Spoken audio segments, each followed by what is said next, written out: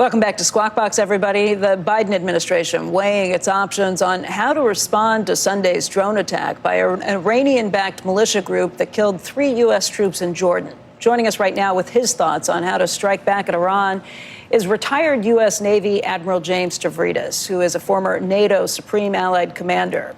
He's now Carlyle Group's Global Affairs Vice Chair and an NBC News Chief International Analyst. And Admiral, what do you think? What is the appropriate response?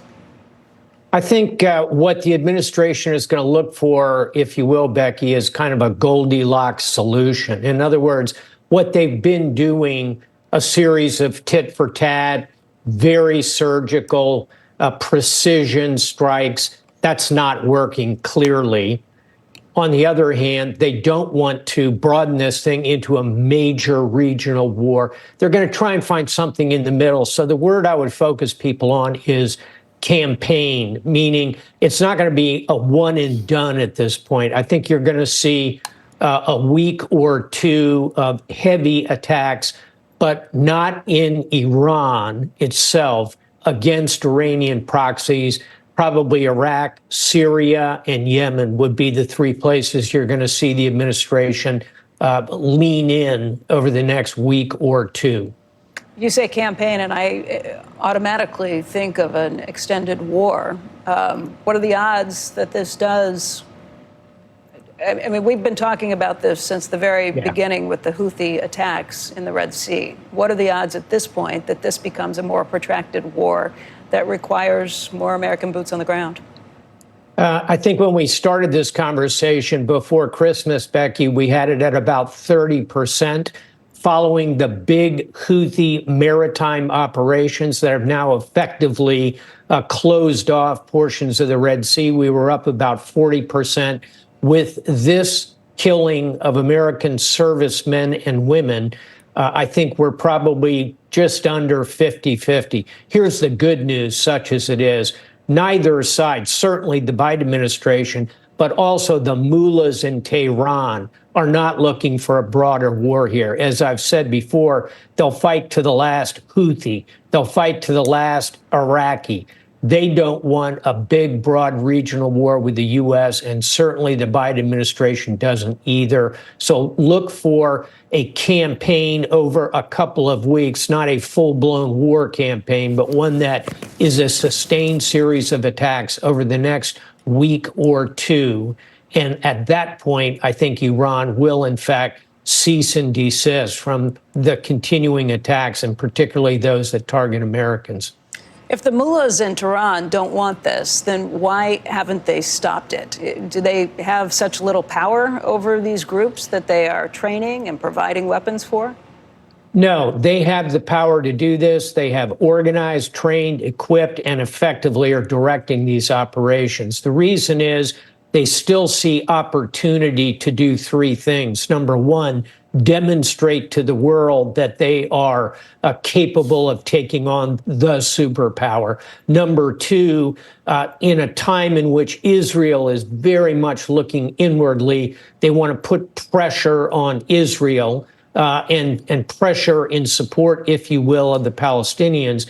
And number three, and you're showing a lot of internal photography right now, they have a domestic audience. They've got problems inside Iran. They see this as a way to speak to their public about how they can rally and fight the Americans. So those 3 things have occurred. They haven't stopped yet because we haven't hit them hard enough, is the short answer. Well, then the idea of not hitting them harder seems like it just tempts them to do more. And by the way, we always talk about how this is the government in Iran that's the problem, not the people. But some of those pictures point to a different thought. Indeed, I think the mullahs are very effectively mobilizing public opinion here. And that's why I think it's unlikely we will strike inside Iran, at least in the short term. What I'm looking for is strikes against Iranian Guard outside of Iran that are supporting, training, organizing these proxy groups, as well as larger level of strikes against the proxy groups. So again, it's trying to find that middle path between the pinprick strikes we've been doing and going downtown Tehran. There's still trade space militarily where I think these operations are going to land. I'd heard it posited that one potential solution might be to allow the Israelis to do what they've wanted to do for a long time, which is go strike directly in Iran. Wouldn't be us, but maybe we stop telling them to not do it.